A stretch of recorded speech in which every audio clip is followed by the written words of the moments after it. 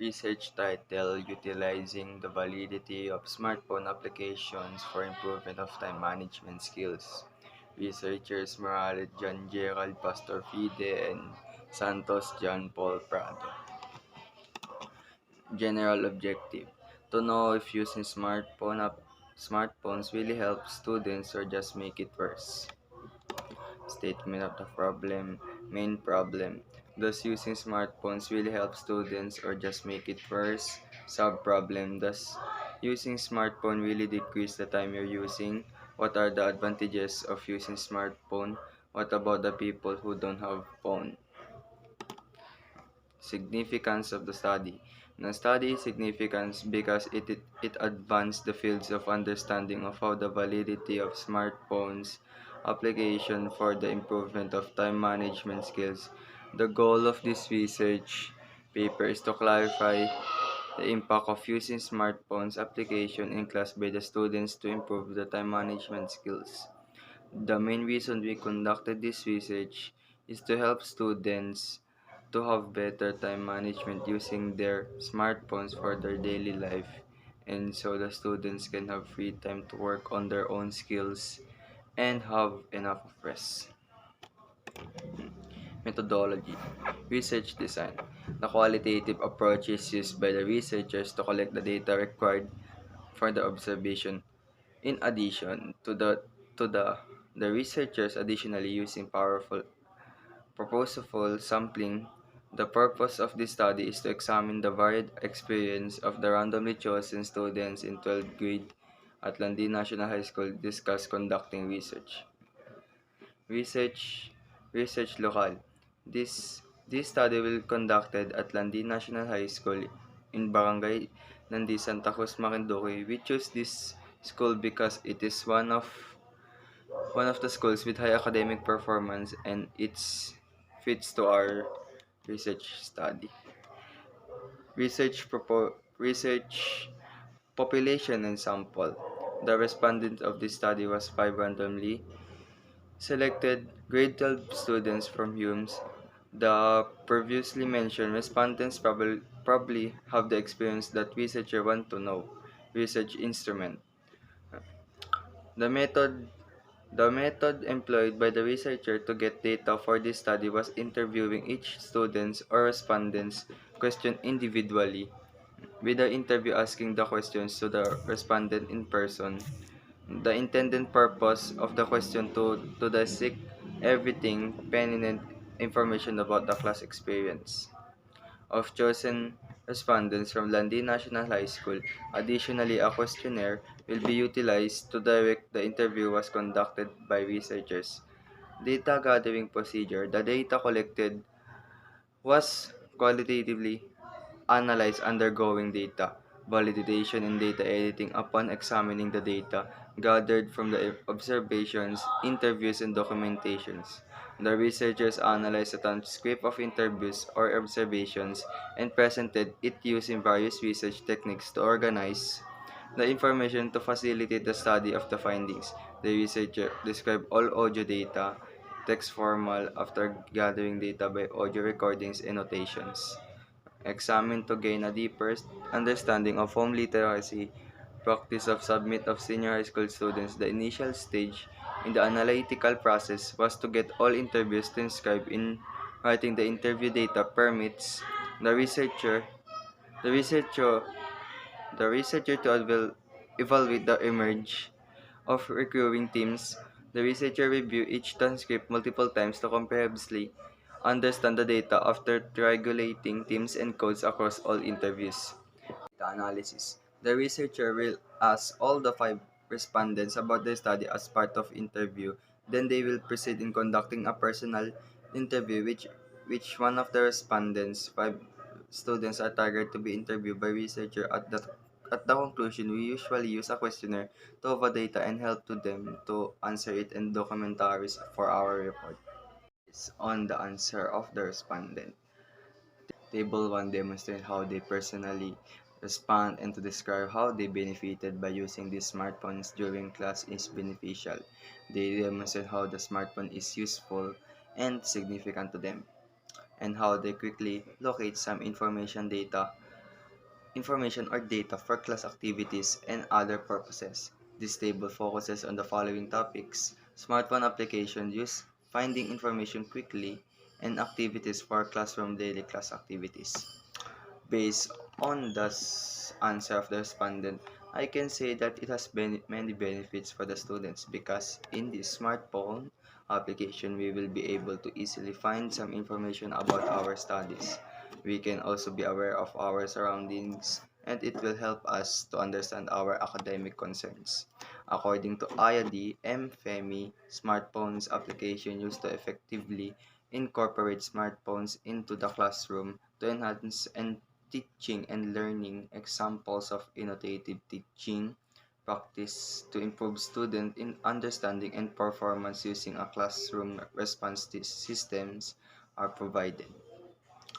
Ways to capitalize on the benefits and minimize distraction from smartphone use are discussed. Data from exit surveys administered to assess students' perception of mobile technology effectiveness in the classroom are also reported. Results suggest that using this technology enhances student understanding of course concepts. Using the strategies outlined in this paper, professors will gain insight into students' understanding of course materials, and these insights could be used to guide current and future lesson plans. Based on the author, they practice the students how to improve their performance in using smartphone applications to get more benefits and more becomes useful. Table 2. Table 2 demonstrate how to manage our time smartphone application by balancing it, limitation and other codes in the column. This table show us how to improve our time and how to use regularly our smartphone application and to do not consume our time to this. Based on the answer of the respondents, by the means of time management, I will be able to limit my time using smartphone.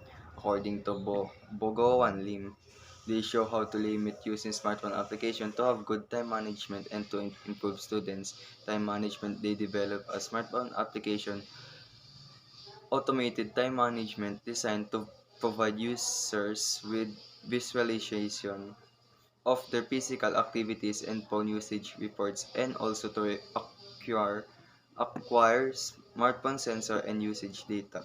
From a field of students of 46 college students, they highlighted three primary user experience: awareness of unawareness, preferred feedback, and context, but obvious use and an overall positive time management outcome with ATM. They present an empirical study that transferred self-regulation, a well-known approach in social science, into computing and discusses the silent design application of smart supporting time management in a more effective manner with a smartphone application.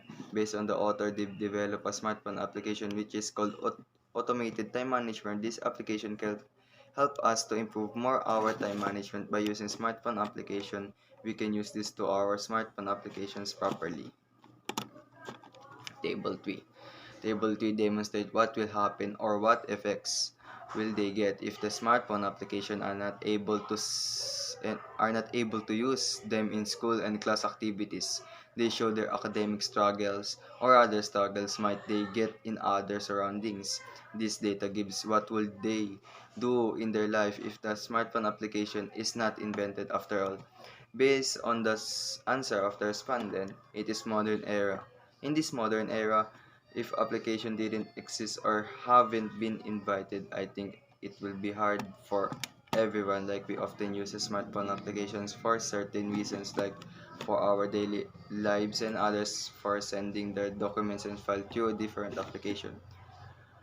According to John was certain, he said that our life will get worse because of struggles communicating with other people, not able to use social media and can browse through the internet to find news, documentation, and information and other. He can't able to take some pictures, make a memories in his life because no smartphone applications.